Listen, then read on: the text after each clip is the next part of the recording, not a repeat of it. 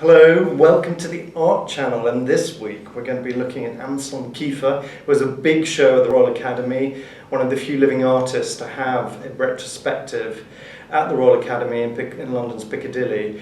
And it's a really exciting, dynamic, ambitious show, and you enter the courtyard of the Royal Academy and you encounter the first piece, which is a large vitrine or glass box showing a series of lead submarines that appear to be submerged, and some even appear to have sort of sunk to the ocean floor. And it's inspired by Velimir Khlebnikov, a Russian futurist, who had this zany idea that the major naval battles in history take place every 317 years. I mean, it seems preposterous. And of course, that's why Anselm Kiefer is attracted to this idea, because it really suggests cycles in history and man's overreaching, overweening folly. So it's a major exhibition, there's a lot of work in there, and what we intend to do is walk you through the show and talk about some of the kind of key pieces.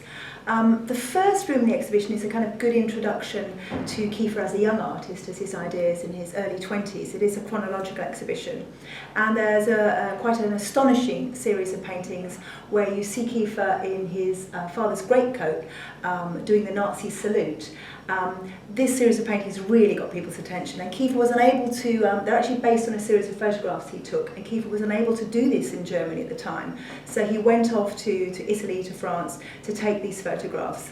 And it was really a wake-up call. It's really kind of flags up Kiefer's desire that we relook, we rediscover, and we face up to German and to European history. Yeah, that series is called the Occupation series. And you can imagine in the late 60s, as he's leaving art school, he makes this series. And the Nazi salute was, as it still is, banned in Germany because within living memory, his parents' generation had been right at the heart of the German war effort.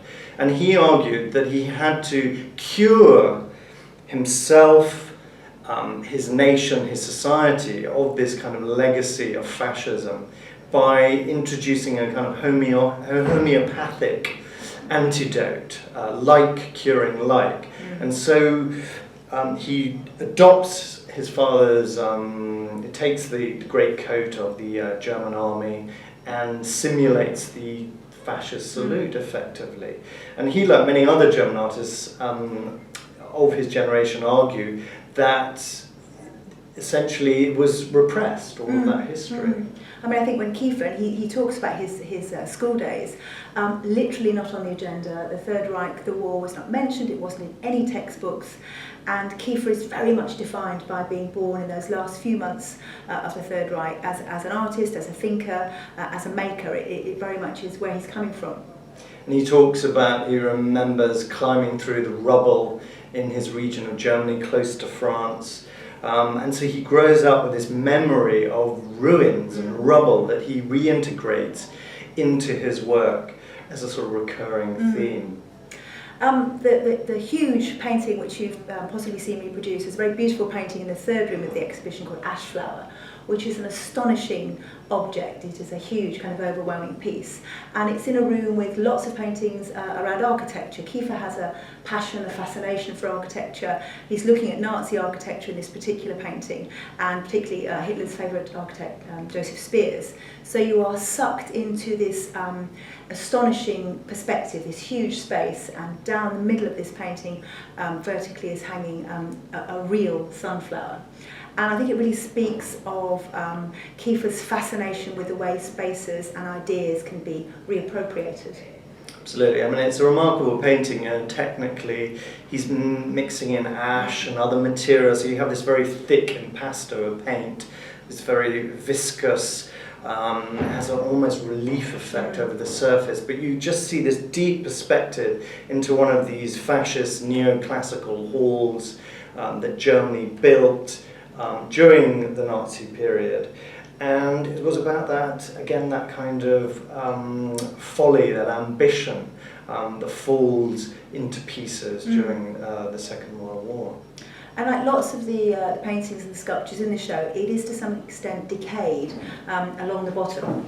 As you say, it's made of lots of different materials, and it's not really true to call it an oil painting. Along the bottom there is clay, cracked clay on the floor. And Kiefer is very interested in cycles of decay, political cycles, human cycles, and in fact sort of willfully decays some of his paintings and sculptures. He puts them outside to be in the rain for a few months, and when they are, I think he says that if they're too organised, he lets them kind of decay, and so they reflect that kind of that epoch. Another key work is Operation Sea Lion, that refers to Germany's planning for the invasion of Britain by sea. And he uses an old zinc bath in the painting that he found in an attic of a house he lived in. And apparently every German household was given one of these baths by the Nazis as a kind of sweetener. And you see Operation Sea Lion being kind of mapped out as toys in a tin bath, and it just is comical and ridiculous. That sort of absurd ambition to use military forces to sweep away Europe. I mean, it's an interesting painting because it's quite a nasty, dirty painting, and in lots of Kiefer's pieces, you can see all the workings out. So it makes it a very kind of challenging painting, as you say. It has this tin bath in the middle, which is also the shape of a coffin. And hovering in the sky above this bath are the three chairs, the Father, Son and Holy Ghost, which appear in lots of his work. He grew up in a Catholic household, and that motif appears a lot. And then in the central rotunda, there was a large installation with stacked rubble, sheets of plaster, and there are rocks embedded in it, and it appears to be tottering on the point of collapse. It's as if all of these kind of elements are swept up and stacked like a children's toy, appearing on the point of falling over. And it's a metaphor, isn't it, again, symbolic of ruins and cycles of history that we've mentioned. I think it's an interesting piece as well because it is very, very, it looks dangerous. It's an interesting piece because it looks like it's going to fall on you, and it's in this incredible formal Grade 1 listed building, so it's a great contrast. It's called The Ages of the World, and I think it's Kiefer beginning to look at time and cycles on a geological scale. So the big rocks you mentioned are kind of meteorites that perch on this pile. It's almost like geological sedimentation, and there is actually a chart referring to all these different stages in the development of the Earth. And it's a piece that really makes us feel quite small. It reduces us in this kind of trajectory of thousands of years. It's rather wonderful because it's made for the Royal Academy. It was specifically made for this space, so it may exist in other ways, but it will never be as it is there. And perched on it are 2 or 3 of these wonderful lead books that Kiefer makes. Lead and books appear in lots and lots of the work, this idea of received information or misinformation. And actually the lead itself he finds a very fascinating material because it's so malleable. And he actually says that it's the only material heavy enough to take the weight of human history. My favourite piece is the painting called For Paul Celan, a Romanian poet who lived in Paris and who was actually interned in one of the death camps. And so Kiefer uses Celan's poetry as a starting point for an inquiry around the Holocaust and this terrible legacy. Because I think what's quite moving is the way Kiefer and other artists in Germany, like Richter and Polka, and Besselitz, attempt to kind of excavate this history, this terrible legacy, this weight of human history on their backs within living memory of their families, and tries to find a way of exorcising those demons.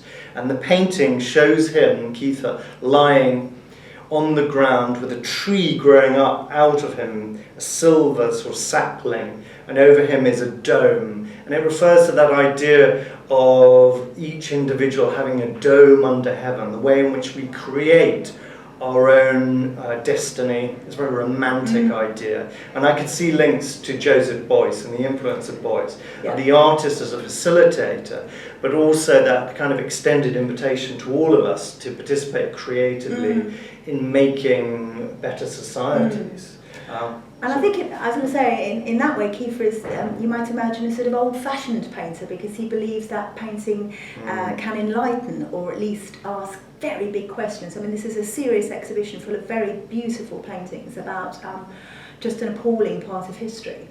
But having said that, in the same room you're talking about the piece with the dome, there are some paintings. Well, they're not paintings. They are slabs of lead stretched around a canvas, and into them are inserted tiny chips of diamonds. And it's this idea, you talk about romance and connections, it's this idea that Kiefer believes that every plant on the face of the earth has a corresponding star. And they are really the only kind of truly abstract things in the exhibition. He's using diamonds because it connects to that larger theme he has of alchemy.